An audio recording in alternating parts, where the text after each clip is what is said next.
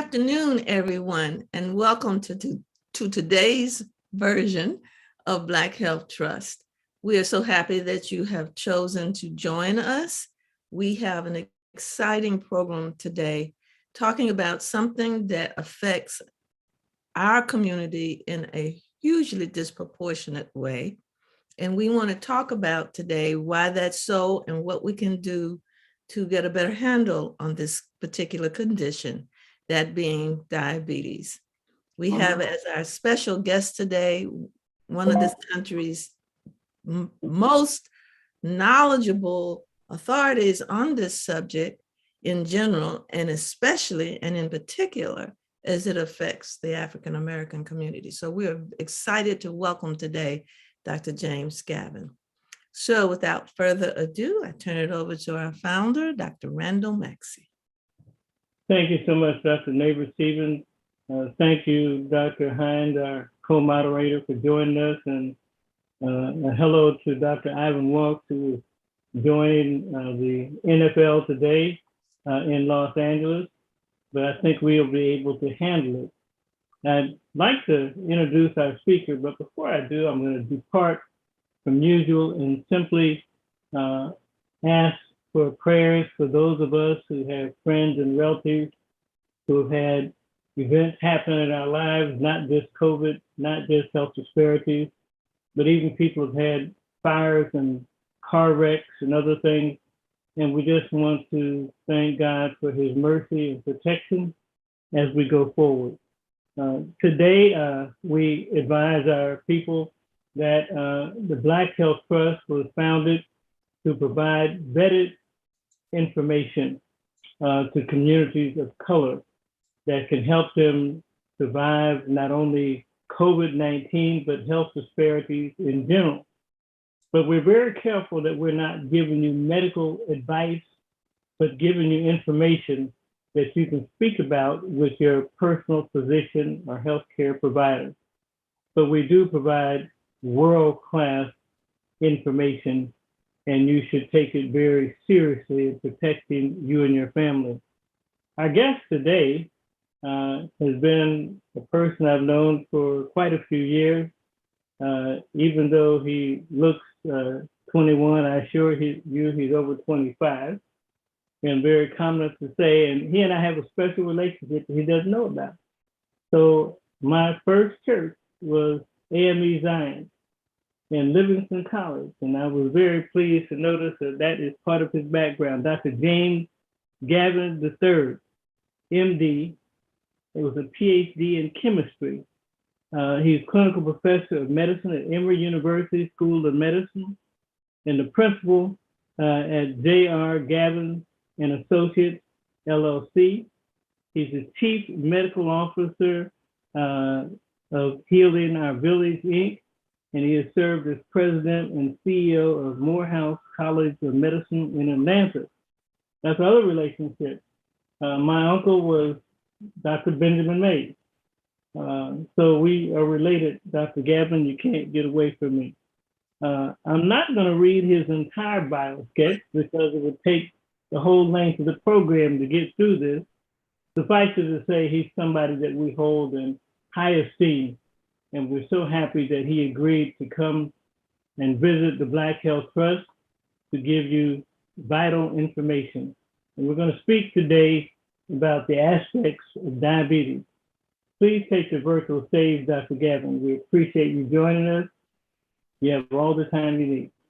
Thank you so very much, Dr. Maxey. And it's a pleasure to join the Black Health Trust this session. And let me thank you and Dr. Neighbor Stevens and the other members of this panel for the opportunity to share in this discussion, particularly now during Diabetes Month, where we hope to shine a spotlight on aspects of this major disease in ways that can be really helpful to this audience. And I'm going to start by just sort of setting the stage, providing what truly is going to be background information. As you know, diabetes is a huge area, far, far more extensive than we can cover in the entire time allotted for this session today. So I'm not going to offer an apology, but I'm just going to offer the explanation that I'm going to be quite succinct and direct in trying to set what I hope is the stage that will launch us into a more general discussion about this disease. So let me share my screen and start with this presentation, which I hope will suffice as a kind of a primer on diabetes. And it's going to be a series of questions. The first is going to be, what is diabetes? And I'm not going to call it by its full name, diabetes mellitus. That has to do with how it was originally described back in antiquity. Well, this is a metabolic disorder, and its main characteristic is high blood sugar. You'll hear that called hyperglycemia. And it's due to either the absolute lack of insulin or a relative lack of insulin in the body. You can have a resistance to insulin, even though you're making plenty of it, but your body doesn't respond well to insulin. Now, diabetes is not just about high blood sugar. Lots of other things go on in people with diabetes, particularly the kind that we're going to be talking about and focusing on today, which is type 2 diabetes, the kind that is most common in minority populations like African Americans. You often see high blood pressure, lipid disorders, and a tendency to develop early and significant atherosclerosis and cardiovascular disease. Now, there are major differences in the types of diabetes, but we're not going to focus on all of them. Type 1 diabetes accounts for about 5% of diabetes in this country. Type 2, the major form, which is going to be our focus, accounts for about 95%.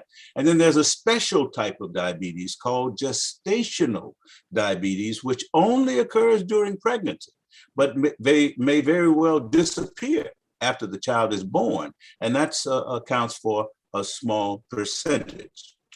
Now, I'm going to give you the definition of type 1 diabetes, but we're not going to talk about it further because we just don't have time. This is a condition that occurs when the cells in your body that produce insulin no longer can produce it. They simply are exhausted, they get attacked by antibodies, they are burned out, and you get hyperglycemia, you get a condition in the absence of insulin where your body's fats begin to break down, you develop ketone bodies, you become very acidic in your blood. That's called diabetic ketoacidosis, DKA. This type of diabetes accounts for about 5% of cases, as I mentioned, but it most often occurs in childhood or adolescence, but it can occur in people who are in their 40s and 50s, but it is mostly seen in children. Because it's mostly seen in children, it used to be called juvenile diabetes or insulin-dependent diabetes. It's no longer called that, it's simply called type 1 diabetes. The questions that are more consequential to us as an audience today have to do first with, is this serious? Is this a serious disease? It absolutely is. It has a major impact on the American population. About 34 million adults in this country are affected by this disease, almost 11% of the adult US population. And we spend over $350 billion a year in healthcare costs related to diabetes. It's the sixth leading cause of death from cardiovascular disease because of atherosclerosis, coronary artery disease, and stroke, far more common in diabetes. Diabetes is a leading cause of end-stage kidney disease that leads to dialysis. And this is particularly a problem for African Americans because, as you know, while we are only 12 to 13% of the population, we occupy up to 35% of the dialysis chairs in this country. It's a major cause of adult blindness. And it is the most frequent cause of non-traumatic lower limb amputations because of atherosclerosis, peripheral artery disease, and infections that lead to complications that are far more common in people with diabetes, especially diabetes that is poorly controlled. And it leads to a shortening of lifespan, especially when you combine diabetes, type 2 diabetes, with heart attacks, with stroke, or heart failure. If you just have type 2 diabetes alone and it's not adequately controlled, your life span is shortened by, on average, about 6.5 years. If you add on top of that type 2 diabetes and you have a heart attack, your lifespan now is shortened by anywhere from 12 to 14 years. And if you have a stroke on top of that, you may lose 15 or more years of longevity. Type 2 diabetes is the type that we're going to really focus the next few minutes on, because this is the major form of diabetes, and it is a condition where you have either fasting or mealtime high blood sugar that occurs despite the fact that your body has insulin that it still makes. Okay, this used to be known as non-insulin dependent diabetes. We used to call it adult onset diabetes because it was seen in adults, but that is no longer the case. In fact, one of the fastest rising populations with respect to type 2 diabetes are children. Okay, in the age range of 8 to 14 years of age. So we no longer call this non-insulin dependent or adult onset diabetes. We simply call it type 2 diabetes. Now, the physiology of this disease, what is your body doing that causes this disease to be manifested in the way it is?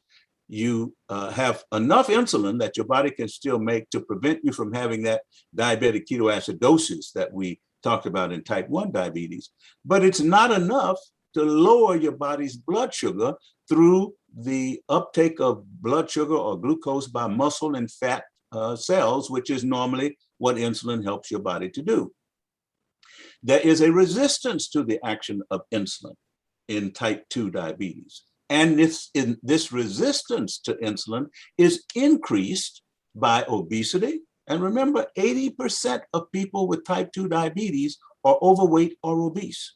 It's also, insulin resistance is also seen as a result of physical inactivity, people who have sedentary lifestyles, couch potatoes, certain illnesses. Any chronic illness can worsen your body's ability to respond to insulin. All of us, as we get older, we're less sensitive to insulin. We become more resistant to it. And then there's some medications that you can take. Steroids are the most common example that make your body more resistant to insulin. People who have diabetes, their diabetes gets worse on medications like steroids, beta blockers. And then there are other conditions that are commonly seen in type 2 diabetes. Sleep disorders. People have sleep apnea. They have problems with insomnia, high blood pressure, fatty liver, atherosclerosis. What was alluded to by Dr. Neighbor earlier is that this is a disease that favors minorities. African Americans in particular have about 2 times greater prevalence of type 2 diabetes than the majority populations. But you also see this in Hispanics, Latinos generally, in Asians, and in Native Americans. Native Americans and South Pacific Islanders have some of the highest rates of diabetes in the world. Okay, so what does that say about the risk factors? Well, risk factors that are well known for developing type 2 diabetes: family history. This is the genetic piece.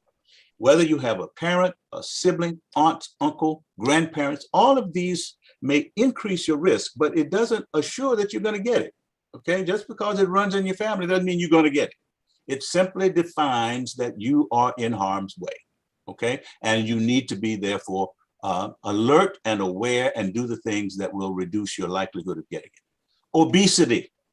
80% of people with this disease are overweight or obese, and this is particularly true of the obesity of the upper body. Gut fat is much worse than butt fat when it comes to the risk of developing type 2 diabetes. Sedentary lifestyle, lack of regular or sustained movement, race or ethnicity, we've talked about.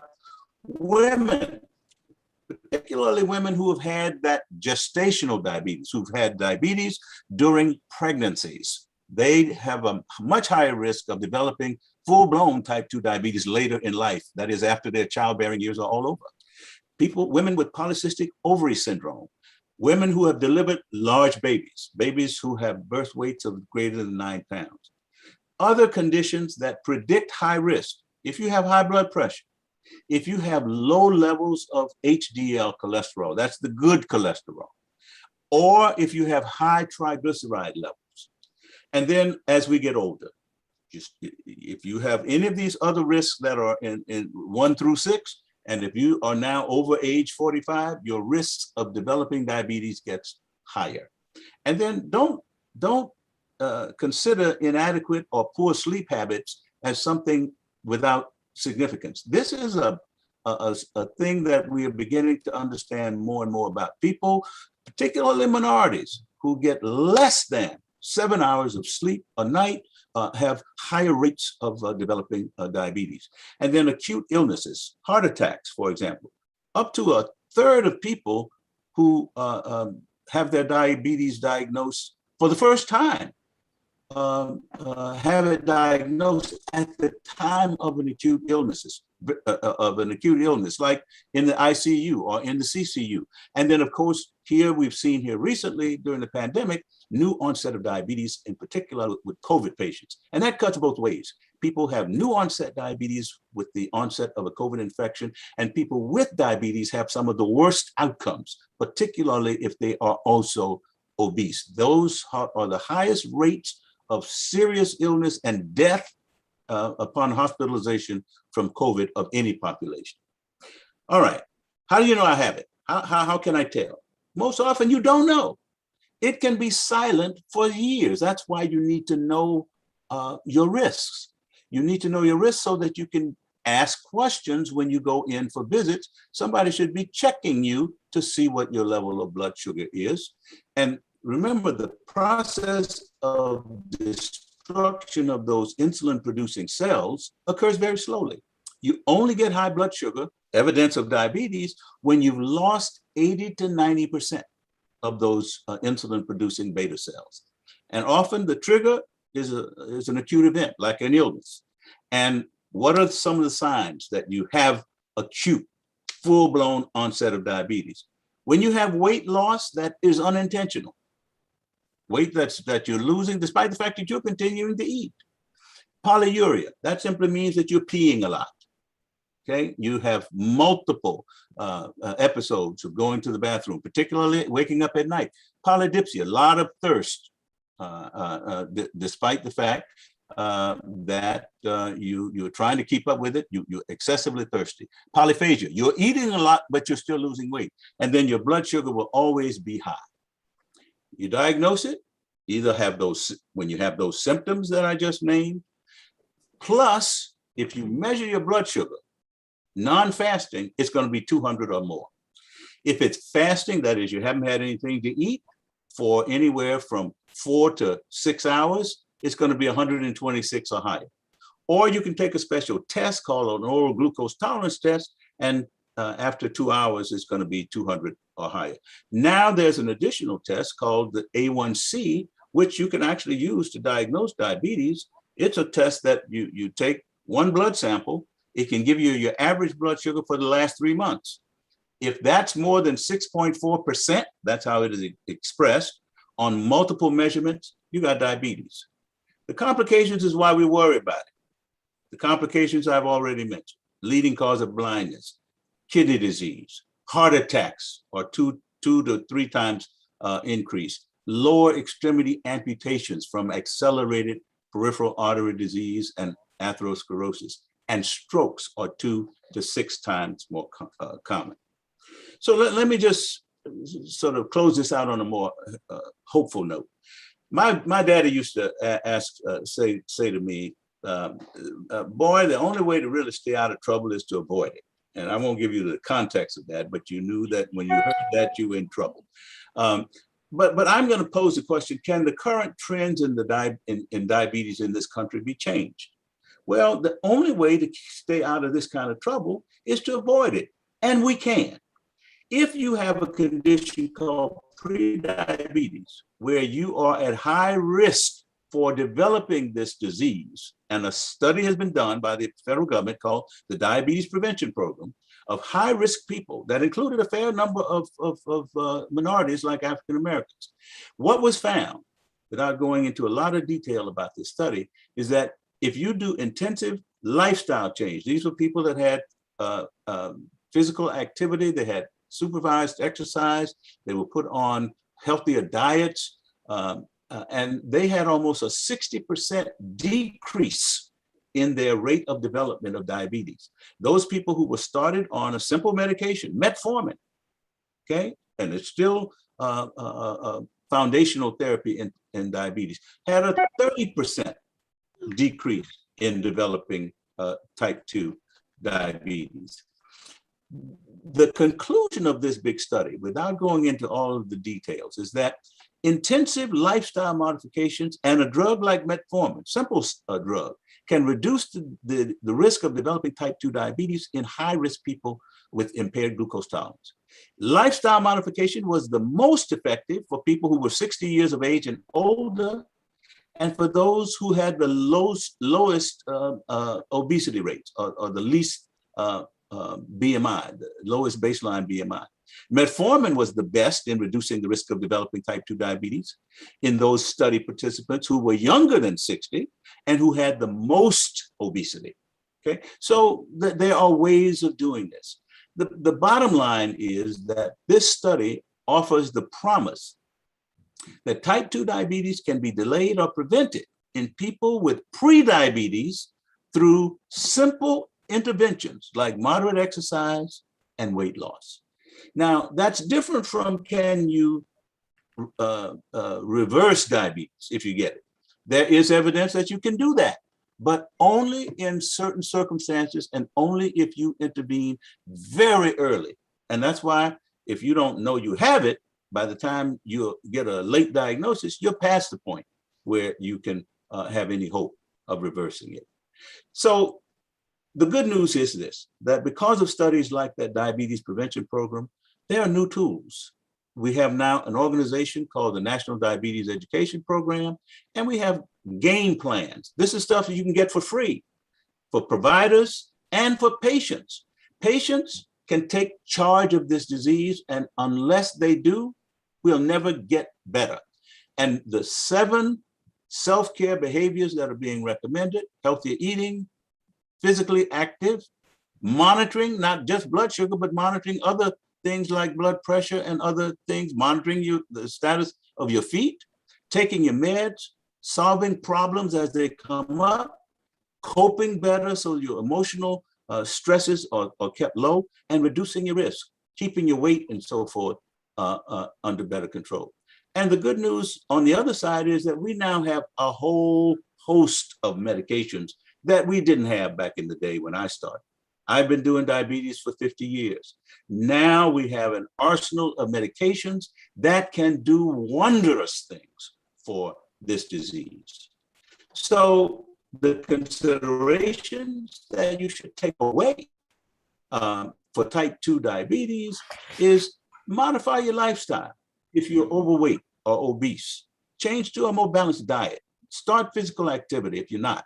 Get adequate sleep and stay hydrated. Start medications if your blood glucose, your blood sugar is not where it's supposed to be within 3 months of starting any intervention that you use to treat your disease. And there are now medications that not only can help you bring your blood sugar down, but they can help you with your weight loss. Same medication. They can protect your heart, protect your kidneys, and they're simple to use. No medication, however, is going to do you any good unless you take it. You also have to treat the other comorbidities, and that means your lipids. If your cholesterol is up, you got to treat it. You got to monitor your blood glucose and your blood pressure. You got to have follow-up visits so that somebody's checking your eyes. Somebody's got to be checking your kidneys, and somebody's got to know the status of your heart. Follow standards of care. Okay, if the other things aren't being treated adequately, your diabetes is going to run amok. And finally, invest time in learning about your disease, learning self-management. That is the formula for taking control of this disease. I tell my patients all the time, and have told them for years, I have to be responsible for learning how to be an expert for hundreds, if not thousands of cases of diabetes. You have responsibility to become an expert in one, and that's your own. And so write stuff down, ask questions, seek reliable information. Don't go in for nonsense. The American Diabetes Association, the National Diabetes Clearinghouse, the Association of Diabetes Care and Education Specialists, called ADSIS. It used to be AADE, the American Association of Diabetes Education. They've changed their name. The CDC, others, the Mayo Clinic, Johns Hopkins Medical. All of these are helpful sources of information, as is a show like this for you to help us with diabetes. So that's trust me, that's a lot that's compressed in a primer, and I apologize if I've taken more time than I should have, but I hope that sets a stage, and we thank you, and I'm going to turn it back over to the moderators to let them take it from here. Dr. Gavin, I certainly appreciate you. This is the most cogent talk I've seen, and I've seen a million talks on diabetes. And I'm going to start off the questioning with something that you already covered, but just to make sure everybody understands it. If I am a X-year-old Black man or woman, and my mother and father had diabetes, what should I do in a practical sense when I go see my doctor tomorrow? Okay, that's a relevant question as well for all of us in that situation. First and foremost, share that information with your provider, okay? And ask for testing to see what your diabetes status is, okay? Because you want a blood sugar drawn, or you want an A1C test drawn. And remember that this is something that's usually going to take more than one test. So if you're going to get a fasting blood sugar done, then you go to that visit not having eaten or drunk anything for the last 4 to 6 hours, okay? And that way, the provider can draw your blood sugar and can make a determination of where you are on the spectrum of risk. Okay? And there are clear thresholds, and you need to write the number down when that number is told to you, because you could have pre-diabetes, a condition that doesn't quite meet the criteria for diabetes, but it means that you are at risk. Or you can have full-blown diabetes. Both of those are things that you can tell by the level of what your blood sugar is. So make sure you ask, and make sure those measurements are done, and make sure you get the results and record those for yourself. Well, thank you. Dr. Neighbor-Stevens and Dr. Hines, are there any questions in the chat, and do you have any? I have one, and there is one in the chat that is getting a little deeper than we have been. So I'm going to ask Dr. Gavin to respond in a way that makes it understandable and relevant to our audience. Is there a difference in the activity of white fat and brown fat cells in diabetics? Yeah, there's actually a difference in the activity of white fat and brown fat in anybody. Okay, those are two different types of fat cells. And the questioner is spot on, because what happens if you have a huge accumulation of white fat, and white fat is what tends to accumulate in that upper body fat that we talked about, gut fat.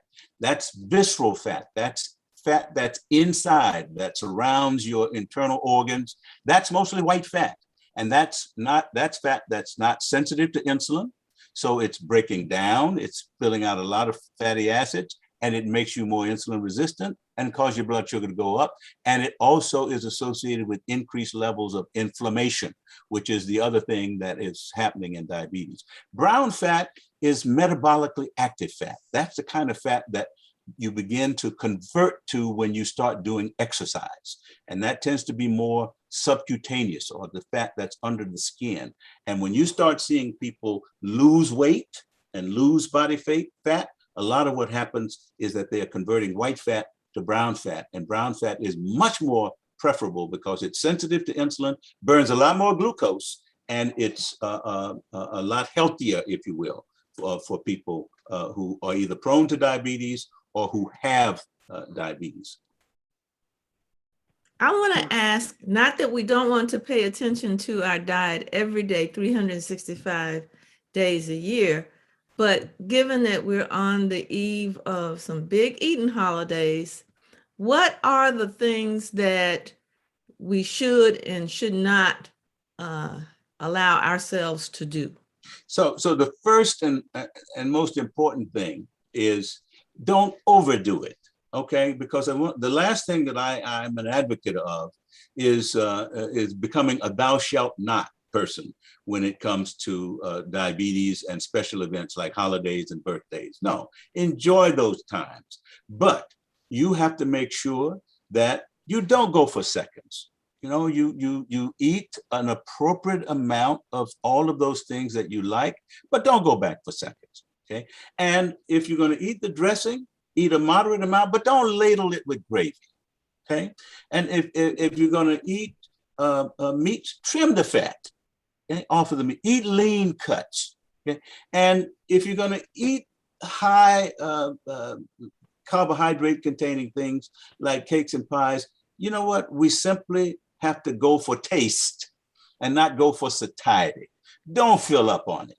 Just eat enough so that you get the feeling that, you know, this is sure enough good, but you don't have to fill your belly up off that. So small slices, small servings. And then once the holidays are over, go back to a routine that's all about balance. It's all about less than you've done before when it comes to diet, and more than you've done before when it comes to physical activity or exercise. And I would ask people to, when I say become an expert, look up for yourself what the plate method is for setting up your diet. Do something simple. You ought to become the expert on what your plate ought to look like if you're on a healthy diet. Learn about the Mediterranean diet. You don't need me to be your expert on the Mediterranean diet. You can look that up for yourself. You look up all the other stuff that you want to find out with Dr. Google. So those are things that I would really advise. But the bottom line, enjoy your holidays. Just do not overdo it at all. Dr. Hines. So I agree with Dr. Maxey. This was a really great and very easy to understand talk. One of the things that I kind of had a question/comment about was when we're talking about some of the sequelae or complications of diabetes, mental health and depression, and just kind of highlighting that, because a lot of the things that a person can do to control their diabetes requires a degree of motivation. You got to be motivated to get up and exercise, or motivated to change your diet. And some of those mental health issues can kind of zap that. So if you could just speak on that a little bit. You know, this is actually something that we don't spend nearly as enough time talking about, because this is a self-managed disease. If you don't self-manage diabetes, it will not be controlled. I can't go home with you. I can't go to work with you. I can't go to the party with you. So you really have to assume that control. But you're not going to assume that control if your mental energy isn't up to the task. There's a reason why people who go on diabetes medications, after 2 years, fewer than 40% are on their prescriptions. Fewer than 40% in a chronic disease. That's all upstairs. So that's why we have to make sure we have the appropriate support system around. People have to get rid of the burden of the stigma. You know what, if people are ashamed and embarrassed about their diabetes, if they are reluctant to do a glucose monitoring in public, it means that they are now operating under conditions of constant stress about this disease. Affirm it. You know what? You not only have it, but you have control of it. Those are the companion thoughts that we want people with diabetes to have, so that the conversations that people have with their providers and with their support systems are important conversations that should be about empowerment. You know what? I'll say this and then I'm done. But my 3-year-old granddaughter, when I was in Atlanta last week, we were taking the linen to make up the bed where I was going to sleep, and I gave her the blanket. It was a big old bulky thing. And I said, Alina, I don't know whether you can take this or not. And she took it, and she was struggling down the hallway. She said, Papa, I got this. I got this. You know, I think that's the attitude that we want people with diabetes to have. I got this. But they can only get that if we give them the right information, we give them the constancy of support that they need, because now their mental energy will be up to the task of keeping up with this disease. Doctor, let me make a comment first of all, and this is meant in utmost respect. You demonstrate the difference in what I call the old time, old style doc that communicates with their patient, and I applaud that. We got a lot of young smart ones, but I like the old style ones like you and me. But I'd like you to tackle two questions. One, as a nephrologist, as a kidney specialist, I know that more than 40% of kidney failure is caused by diabetes. I also know as a hypertension specialist that more than 27% of kidney failure is caused by diabetes. How do I unravel that? How do I negotiate having both of those diseases? And I've never seen a diabetic patient that didn't have one or the other. Yeah, and that's why we want to shift the focus away from always talking about blood sugar. We have to go beyond glycemia when we start talking about diabetes, because while controlling blood sugar is always going to be important in diabetes, what we know is that it's never going to be enough because of those comorbidities that always accompany diabetes. 80% of people with diabetes have hypertension. Okay, we have a huge number of people, as you've just alluded to, who have coexisting kidney disease. So what's the secret sauce here? The secret sauce is one, in every one of those instances, early detection and early aggressive management makes the difference in halting or slowing progression. We know this. The functional changes in the kidney precede the structural changes. So if you are assessing kidney function, you're doing measurements of creatinine, you're doing measurements of Egfr early in people with diabetes or people who are at risk for diabetes, the greater the likelihood is that you'll be able to do early intervention. The same thing is true for hypertension. This is the good news that I think is the best news of all. Now we have categories of medicines that were designed to treat blood sugar. And now what we know is that those same medicines, which can lower blood sugar, but they can also reduce the rate of development of kidney disease in diabetes, at the same time that they are helping to lower blood pressure in diabetes, at the same time that they're actually protecting the heart against things like heart failure. This has never been something that we have had the luxury of in diabetes. So earlier detection and earlier use of these new tools are now making all the difference in the world. The problem is, Randall, we are not using them often enough in people like us. We're not seeing enough use of these agents in African-American and other high-risk populations. A question popped up in the chat. I have to be careful not to use these acronyms.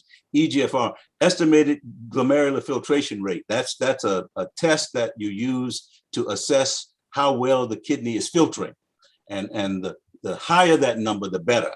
And what we do with some of these new medicines is that we keep that number high and we keep it from spilling protein, which is a bad sign in kidney disease. So I'm going to ask Dr. Neighbor if I can ask one more question on the mind. You know, she's in charge. She beat me up. I want you to answer your question, but I want to ask Dr. Gavin to explain something that he said, because I see this every day as I do my job.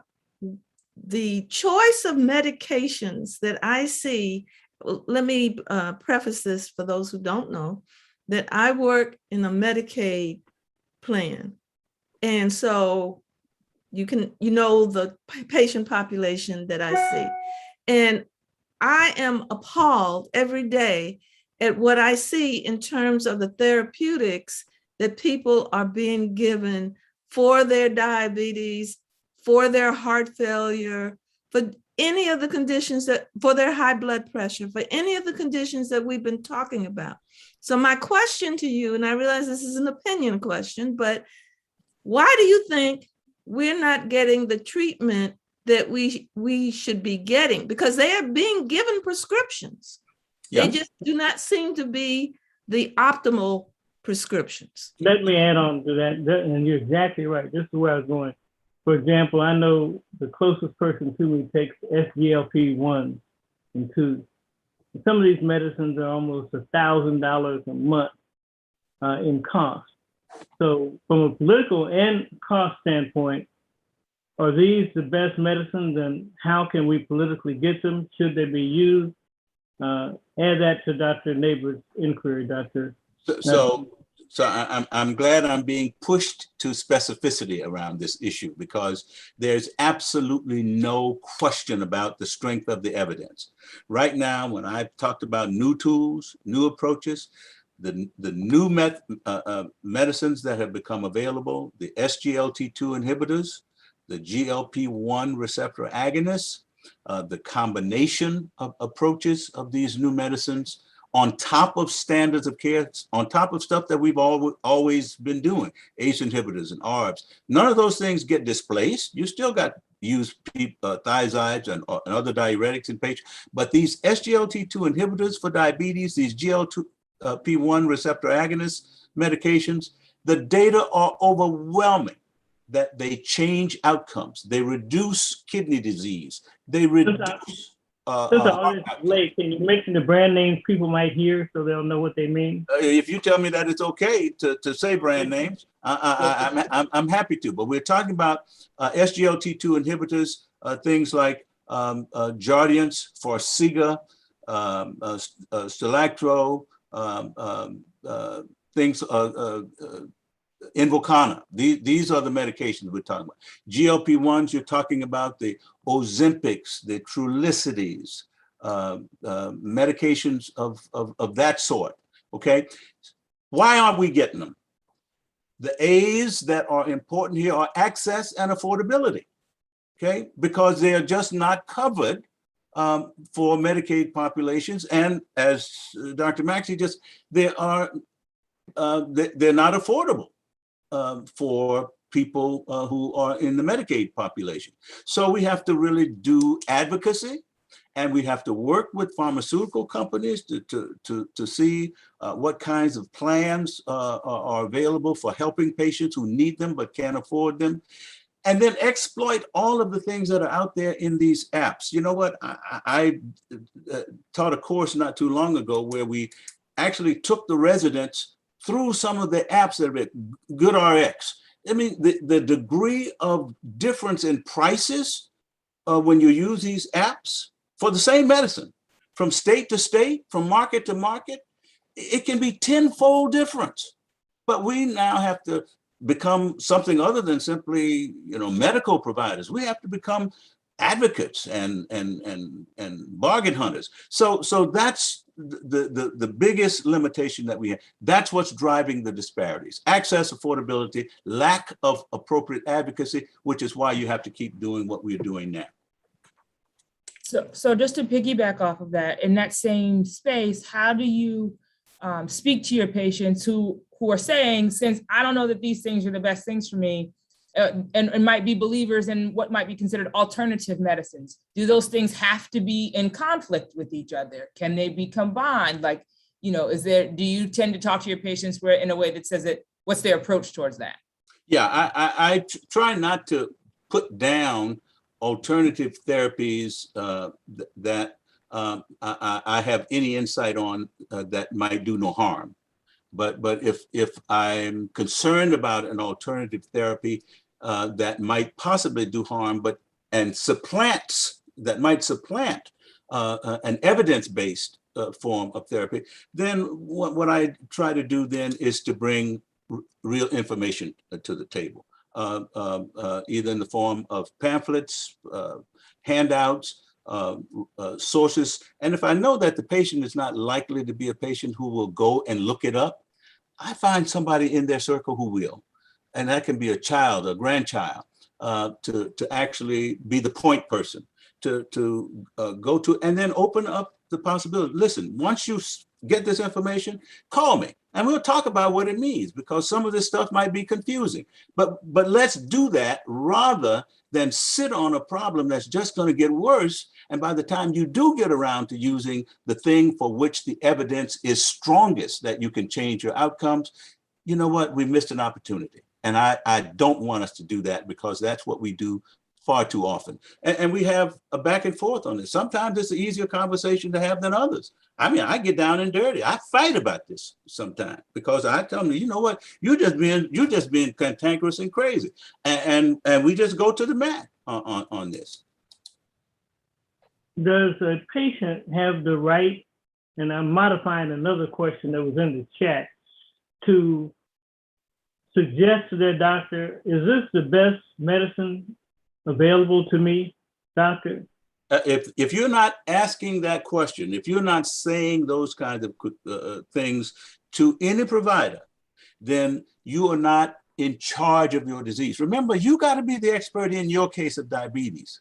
You know, we as providers are the coaches. We are the managers. We are really the assistants in this.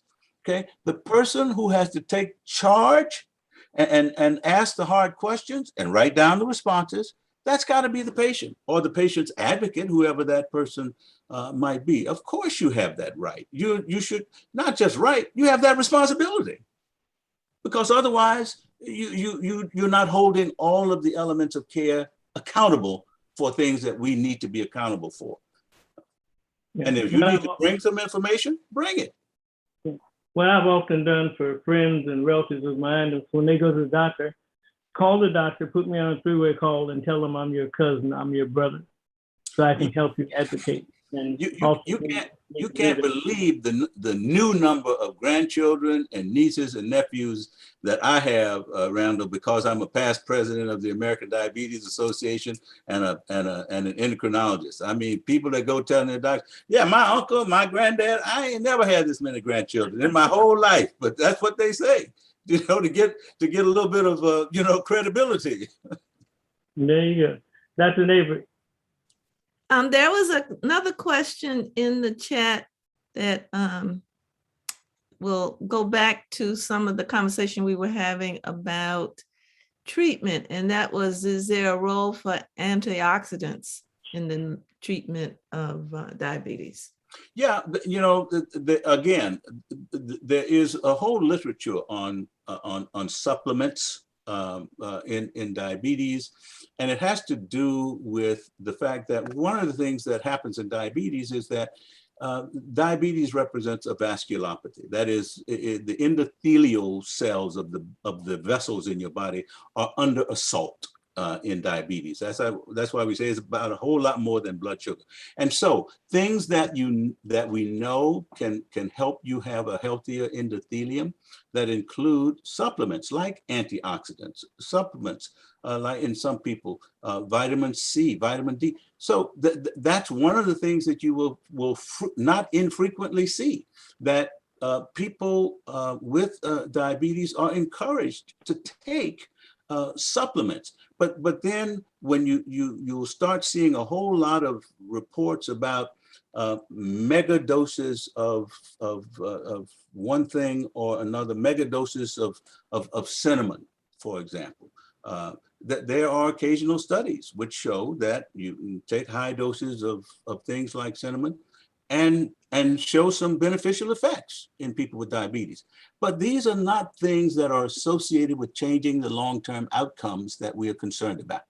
Okay, and so we try to stick with supplements that are have some evidence for supported function, but then let's be careful not to run off on those things that don't have the benefit of broad-based, long-term, sustainable improvements. And then I wanted to bring up an area that I don't want to say that I'm not trying to make fun, but it's the myths that you hear so frequently. One of those myths is, oh, I can eat this piece of cake. I'll just increase my insulin.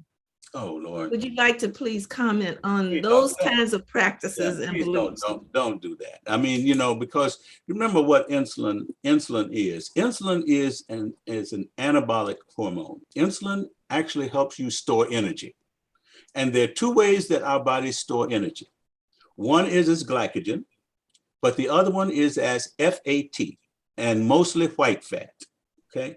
And so, yes, you can eat an extra piece of cake. And yes, you may supplement your insulin dose by a few units to compensate for that. And there are ways that you can actually even figure out what that ratio is. How many extra units of insulin do you take in order to cover X number of milligrams of extra carbohydrate? There's a formula for that. But if it's over and above what is supposed to be in the best range for you, where is that extra energy going to go? You're going to store it. And where is it going to go? It's going to go to your gut or your butt. And that's what you're trying to avoid. So no, that's not what insulin is supposed to be doing for you. It's to help keep you out of the low range, out of the high range, and put you in what we're now calling TIR, time in range. And that's why you avoid those kinds of what constructed situations like the one you just described. That makes me crazy. I have to leave the room when people say stuff like that to me. And what about the one that I don't believe what my doctor said. I'm going to the nail salon and get my feet and my nails done. Yeah. Well, you know, the quick story. Years ago, when I used to still go to barbershops, I went to my barbershop, and my barber was a guy named Roland. And Roland was the voice of authority. And I'm sitting there and I'm hearing a conversation develop around diabetes. And there are about 10, 12 guys in the barbershop. And this was totally wrong. The stuff that they were saying was totally wrong. And I'm saying to myself, oh, no, I can't do this. So I cleared my throat. I intervened. They didn't know who I was, you know, and I started waxing eloquent about, no, what we've learned is, and I started telling the truth, evidence about this. Everybody's attention was riveted on me. And then after the heads were nodding, and then there was this silence at the end of my narrative. And then Roland said, no, man, that ain't right. And they believe Roland, you know. So you got to understand. What I did was 2 days later, I made a visit, not for a haircut, but I made a visit so I could go talk to Roland, because I realized whose voice I needed to side with and whose voice I needed to inform if I was going to have any influence on the folks in that barbershop. But that's an uphill climb when we talk about where people get their information from. And we don't even have time to talk about social media. In the myths one, the other one that I used to hear a lot was people who were afraid, like type 2 diabetics, who were afraid to transition to insulin because, oh no, insulin will kill you. Insulin will get your toes cut off. Like, but you know what the good news is, Dr. Hines, is that now in the changes that have occurred in diabetes, insulin is no longer the first preferred injectable therapy for type 2 patients. The first preferred injectable therapy is one of these GLP-1 receptor agonists. They actually can do many of the things that insulin as an injection can do, and it's not insulin. And not only that, it helps people lose some weight as it brings their blood glucoses down. And it is associated with helping protect their hearts and their kidneys. Now we have a much more beautiful story to tell. And once you go on one of these GLP-1 receptor agonists, you don't lose the option for insulin in case you need it later. It's still there because the two can be used together if the time comes when you actually need that. So things have changed. I wish this stuff had been around when I was a young thing like you, Dr. Hines. I mean, you know, I'd have been, people would have thought that I was all that and a bag of potato chips if I had been able to bring these kinds of tools to the table. But they're here now. And we just have to make sure we tell the story and get people out of this old way of thinking about what's possible, because this is a new day. totally new day. We just have to make sure we get access and affordability. So again, in this spirit of the new day, could you comment on the need for, or the reason why one should consider using some of these new cutaneous glucometers that they can wear for 2 weeks and do their readings and all of that? So I have to admit now, in the interest of full disclosure, I chair the advisory board for one of the companies that has been involved with the development of this technology, the scanning type of tech. I've chaired that advisory board for 11 years. So I've been involved with that from ground zero. And what I can tell you is that, and I'm speaking now from the evidence, it is transformational in terms of the impact that it can have on people knowing where they stand and knowing how to make a decision to change directions.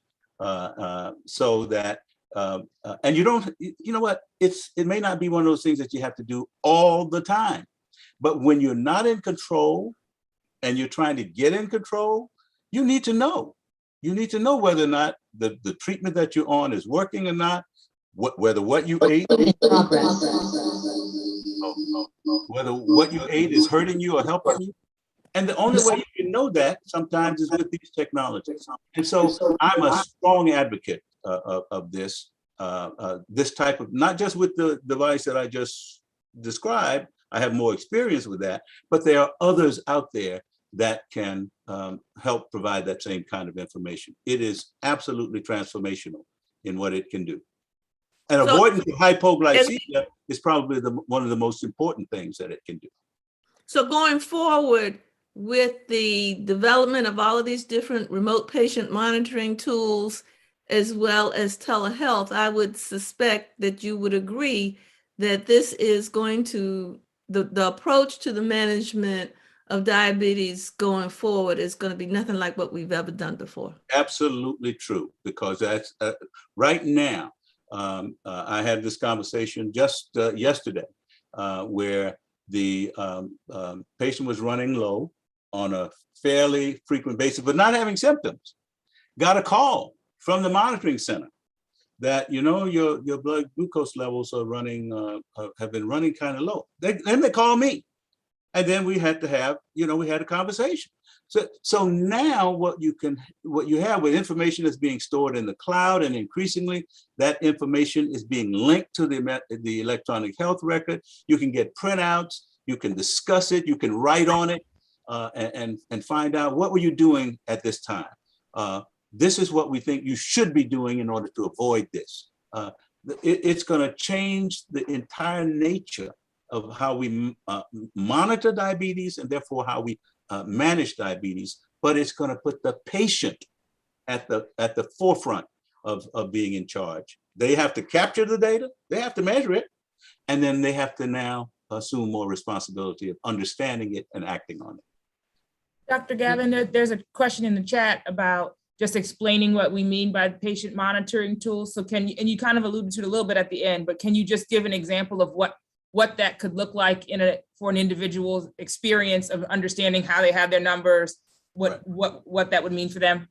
Yeah, there are multiple approaches to monitoring now. We have what's called self-monitoring of blood glucose.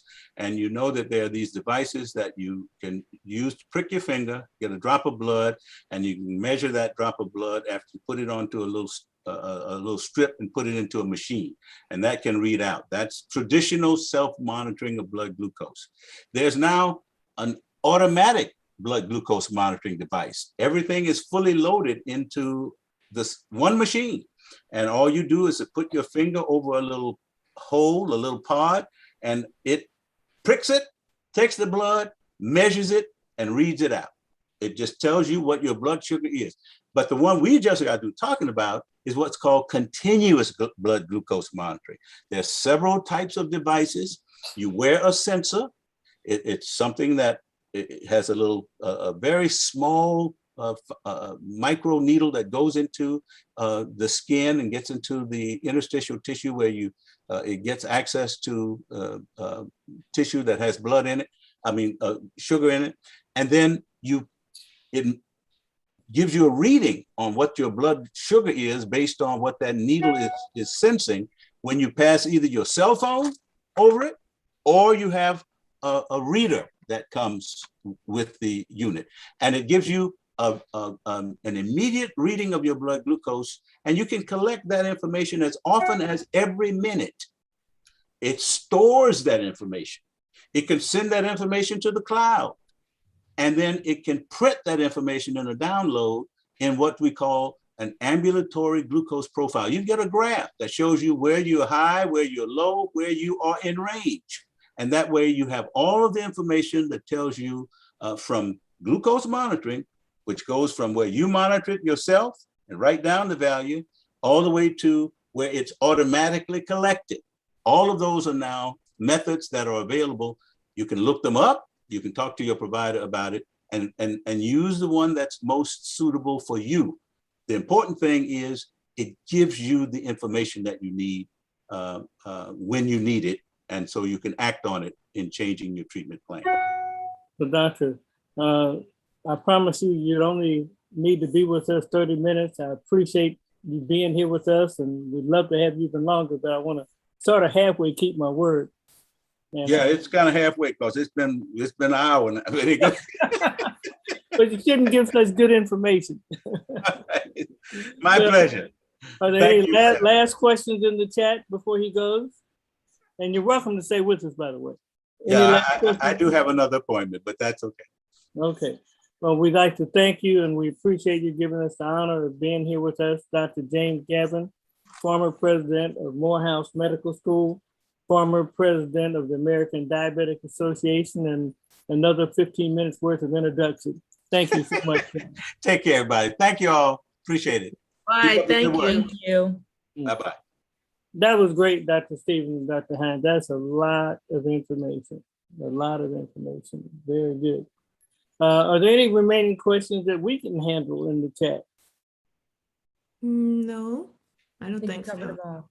Okay, so why don't we briefly go to our statistics, and just as we approach the hour-and-a-half level, we can not be in here all afternoon and have me freezing on the East Coast. I need to get back to sunny California. Dr. Neighbor, do you have any statistics we can talk about? And Dr. Hines, I know you're a family practitioner, so I know you're all over this information that Dr. Gavin just gave. And I want to continue the conversation just a little bit from a practical side. Dr. Neighbor Stephen? Well, thank you. I certainly do have our statistics for today. As of yesterday, the CDC is reporting that since the beginning of this pandemic, we have experienced 46,910,412 cases, with a total of new daily cases of 126,958. Of those total new cases, 11.4% were represented by African Americans. We've had a total of 759,000. We're on the brink of 760,000, 13.4% of which were occurred in African Americans.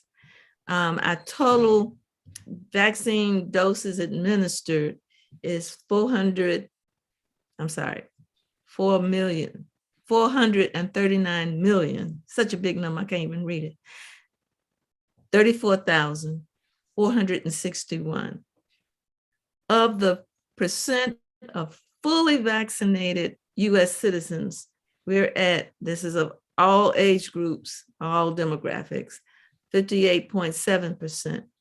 But of African Americans who are fully vaccinated, we're still at 10.3%. Wow. So we're making some progress or not? Not enough to write home about. And in my opinion, I want to make clear, I'm speaking the sentiments of Barbara and not the rest of the participants on this program. We haven't done nearly enough to have all of the hell that's going on in the media and in this country over mandates for vaccines, mandates for masks, mandates for what can occur in public settings. You know, we're nowhere near it. And if we're, again, in my opinion, if we are not careful, we will be right back where we were within the next month. After we get through all of it, with all of our socializing at Thanksgiving in December, just hold your breath. January is going to be quite the ride. Well, I'm of the opinion, and this is an opinion show, and we're not giving medical advice, but we are giving opinions that you must check out with your own healthcare professional. But I'm giving special attention to communities of color. And I believe strongly that we are at more risk because of the high blood pressure that we have 5 times more than the general population, diabetes at least twice more than the general population.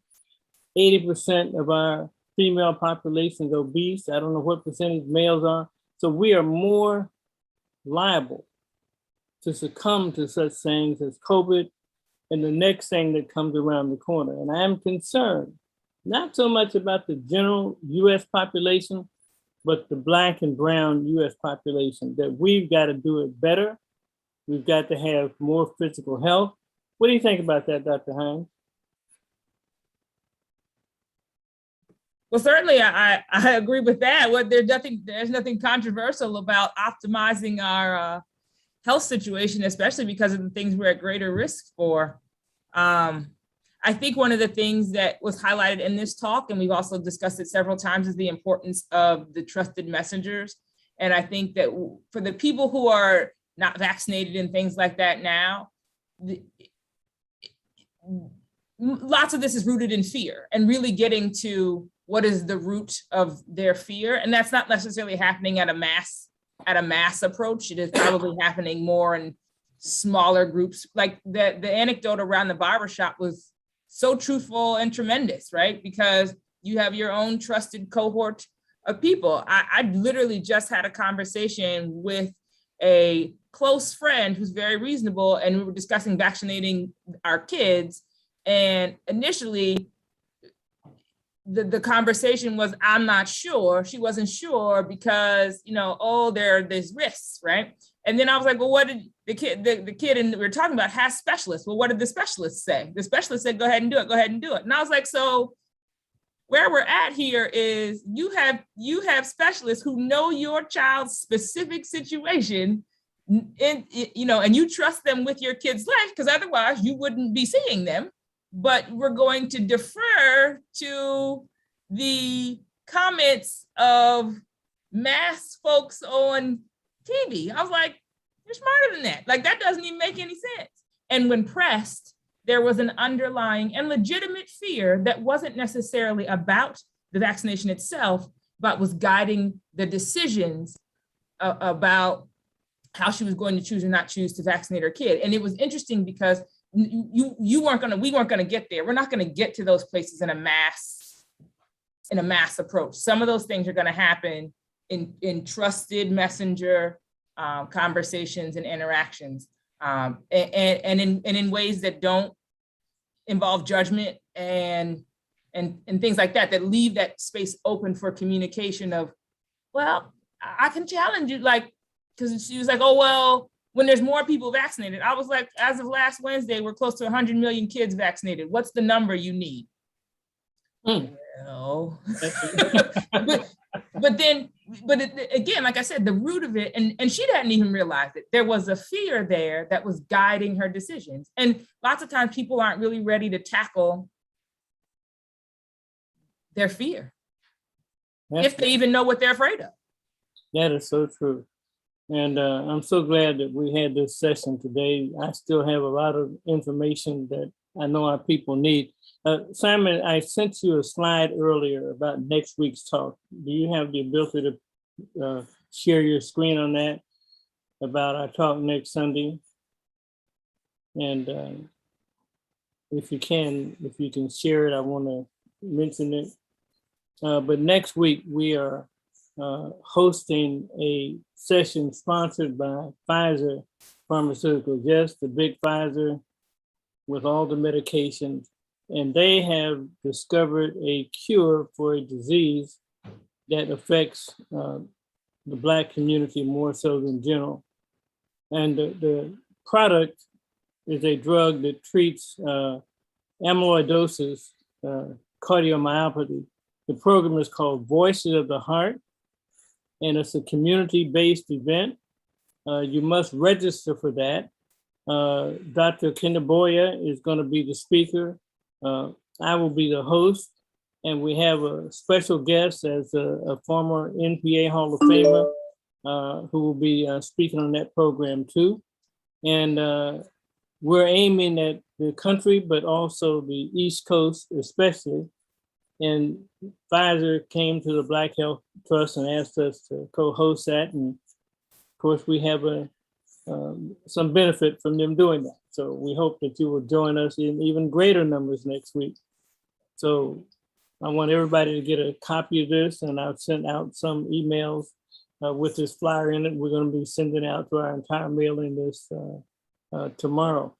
But this has been great. But thank you very much, Simon, for showing this. And thank you for Simon working so hard with us to help us put on this program. Any other questions or comments in the chat, Dr. Neighbor-Stevens and Dr. Hines?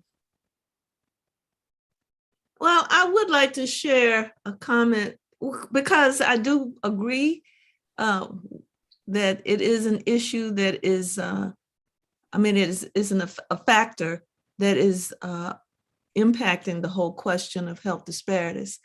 Wonderful presentation, but our communities are usually the ones that suffer from the following. 1, food deserts.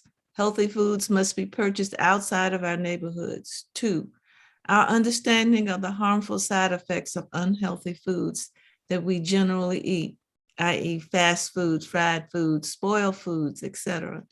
3, environmental racism that causes issues while in the womb for those born with defects. So I wanted to acknowledge that very thoughtful comment on the part of one of our audience. I'm glad they brought that up, and let me make one of my offhanded political comments. I believe that racism, especially structural racism, whatever that definition is very important. But going back to our mantra of common sense, racism is going to be here. It's going to be as a part of the fabric of this country. What that says to me that we need to take charge of our individual families, our kids, the things that are wrong, and do it in spite of these racist ways and food deserts that we're presented with. I don't think it does any good just to say we live in a food desert, we can't do something. I know we had a young lawyer on this related to you, Dr. Neighbor, who talked about the plants and products that she grows in different church yards, not even a big farm. But we have to be self-sufficient in protecting ourselves. We can't count on the government. We can't count on Republicans, Democrats, and other people to help us. We need to do it for ourselves or die. We have to be self-determined. And that's what the Black Health Trust is about first giving us the knowledge to know that we're on our own. There are always going to be health disparities. People are always going to be against us. So what do? Let's get the answers ourselves and do for ourselves. That's my comment. And you can't do nothing about it. So next week, we want everybody to join us for our program. Please register. We're going to be sending out to our normal mailing list plus more. And we hope to have a really good session. I'd like any comments from Dr. Hines and Dr. Neighbor-Stevens, and I'm wishing that Dr. Ivan Walks is having a good time without me in Los Angeles right now. Dr. Neighbor-Stevens? Well, I'd like to again thank Dr. Gavin for leading a wonderful conversation about diabetes. And as he began his presentation, he said this was going to be very concise.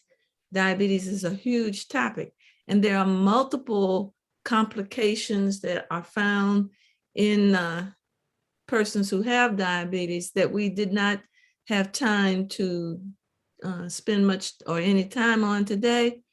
one of the biggest areas is the impact on the eyes.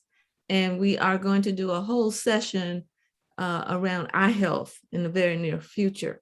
So I hope that you all will continue to tune in each week so that we can continue this journey and learning about how we can take care of our bodies. Okay, we've got about 9 minutes. I'm going to ask a few people to comment on our program. I see Dr. Steiner. How are you, Dr. Steiner? You're with us most weeks. You got any comments on what you heard today?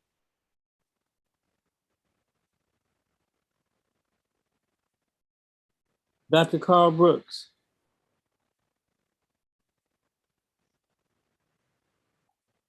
Okay, nobody's unmuted. No. Dr. Gibson. Greetings, good doctor. Excellent presentation, very robust discussion. The most important takeaway, I believe, today was Dr. Kevin's comment about it's time for us as patients to be advocates, to speak up for ourselves, to advocate for ourselves, and to educate and prepare ourselves for homeostasis, just good health in general. That's a good place to start. And it's also a good place to continue throughout life. Very good. Are any of the people I called on able to unmute? Randall? Yes, Dr. Brooks. This program, I mean, I keep thinking that it can't get no better, but every Sunday, you guys blow it into another world. He was clear, he was precise, he knew what he was talking about, and was legendary in providing the kind of counsel that we need. You know, my family, my wife's family has a lot of diabetes. And there's so many notes that I've taken. I could write a book about it, I think, after today's lesson. It keeps getting better. We got access to the top Black minds in the world, and we need to keep doing what we're doing. Excellent. Dr. Gary Dennis, you on? He's not unmuted either. Okay. Simon, can you unmute either Dr. Steiner and or Dr. Dennis? I'm good, Barbara. Oh, okay. Okay, I have a few words, Dr. Maxey, if that's okay. Go right ahead. Thank you. And I know you know about AME Zion too. That's right. I see we have another brother there. That's great. Anyway, you know, not only did I take away a lot from today's discussion, and I echo that the presentations are just over the top great. But we all have family members, and we should all reach out from BHT meetings, from what we learn here, and share them with family members. I know myself, for one, as soon as I get off here, I will be calling my brothers and sisters, because I know they have children that are borderline diabetics already. And this is an epidemic that's a silent epidemic that the awareness just has to be brought out from time to time. And so I learned a lot, not only from this presentation for lifestyle, but also the new advances in treatment that everyone should start to be aware of, even though they're very expensive. And having said that, yeah, affordability and accessibility is a very, very difficult problem, especially for those that don't have proper insurance coverage to cover it or are on federal plans. And I think we need to pressure the powers that be to make healthcare equivalent for everyone. So but thank you. This is great. Do you know about any company that's doing anything called self-pay medicine? Yeah, well, I can tell you this. There's something better than that for this particular problem. There's something called needymeds.org, just as it sounds, NEEDYMEDS.org. If you contact them and you don't have the means to pay for any of these GLP inhibitors or antagonists, the new types of medicines that we talked about today that make the management of diabetes so much better, they can arrange for everyone listening, their families, etc., to get medication on a sliding scale or free. Often it's free because each of these drug companies has inventory to give out free. and they're looking for Put that in people. the chat, Dr. Santa. Sure, I'd be It's happy. there. Is there? It's there. Someone put it in there? Okay, needymeds.org. And I would ask everyone to visit that because that's a resource like none other that I know of. And I personally know people who went there and were able to get some of these medications, particularly the new ones that treat arthritis and all that are over $10,000 a month, and they receive them free. So needymeds.org would be a great resource. And thank you so much, Dr. Maxey. I can't thank you enough for all that you do. Yeah, thank you. There's a community doctor that never talks. I'm going to get him again. Dr. Smith, would you give us a comment? Ernie Smith. This is Dr. Dennis. Yeah. Dr. Dennis, go ahead. My- Ernie Smith, try to unmute. Yeah, I'm unmuted now. Okay. My area of expertise is cognitive linguistics. I'm in the Department of Internal Medicine, Division of Geriatrics. I have postdoctoral work in gerontology. My primary concern when at Charles Drew University, where I'm a professor, is communicating with the patients in a language that they can understand. And sometimes people get confused by thinking that we speak some kind of broken English, when in fact, our language is African language with European vocabulary.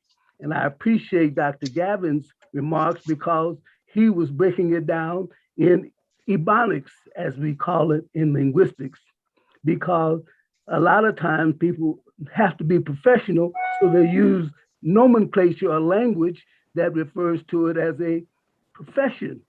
And so they don't want to look like they're not conferring information accurately if they don't use the technical jargon of the profession. But I like Dr. Garvin's way of expressing it and then interpreting it in a language that we speak. That's my comment. Well, thank you very much. Dr. Dennis. Can you hear me? Yes. Yes. First of all, I think that Dr. Gavin's presentation was stellar. And you have certainly a good cross-section of the community in terms of what people's opinions are. But for me, this was very close to, because my mother was a type 1 diabetic. I've been a type 2. And until just recently, about two years ago. And I've been put on so many different medicines that it never seems to be quite right. But I think that we need to keep reviewing what's new and come back with state-of-the-art recommendations for our community, because there are just so many diabetics that are in our community. It's amazing. But anyway, I think that I would be more appreciative if there was some approach to looking at when is medication necessary, what medication, and when is medication something that should not be changed because of the fragile nature of the diabetes. As we wouldn't want people to just do things arbitrarily on their own without question. But thank you for this opportunity. Well, thank you. We're at the bottom of our hour. We have time for a few more short comments. Dr. Jesse Sherrod, you have a comment?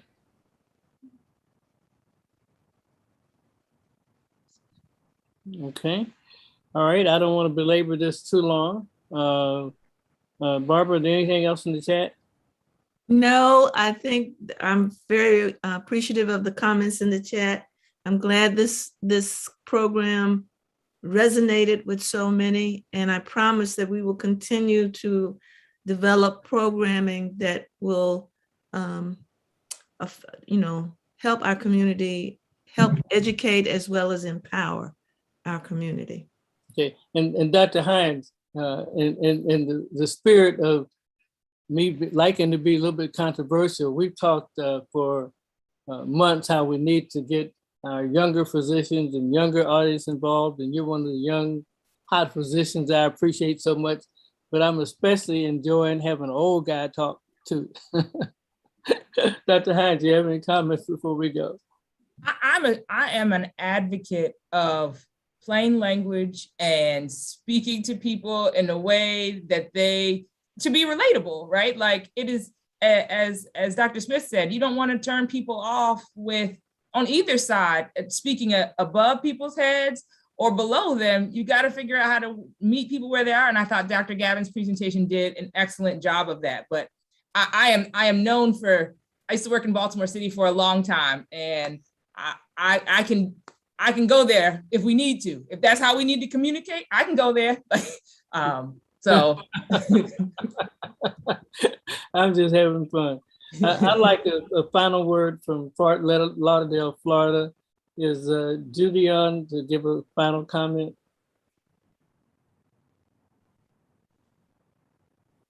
Hello, everybody. I thought today's program was outstanding and it was very good information. I was taking notes for myself as well as to share with other people because our family has a lot of diabetes. I have, been able to avoid that and plan to continue. So the information is very reaffirming and helpful. Thank you, Black Health Trust. Very good. And finally, I have a question. If Mr. Dickerson is on, how is one of our leaders doing in Chicago?